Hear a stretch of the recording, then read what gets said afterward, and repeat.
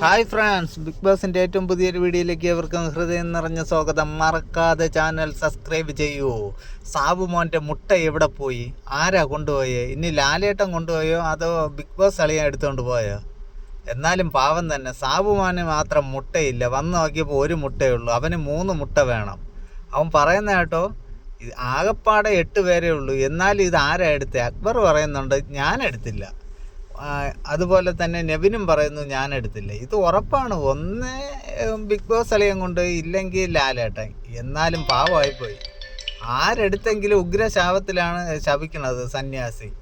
സാബുമോ ഇന്ന് വീട്ടിൽ പോയിട്ടാണോ ഇനി ശാപം ഫലിക്കുന്നത്, അതാ ഇനി അവിടെ നിന്ന്? എന്നിട്ടും അക്ബർ പറയുന്നുണ്ട് ആ മുട്ട നീ അങ്ങ് പുഴുങ്ങി കഴിക്കുക. അപ്പോൾ പറയുന്നുണ്ട് ഇല്ല, എൻ്റെ ഈ ഒരു മുട്ട ഇവിടെ ഇരിക്കട്ടെ.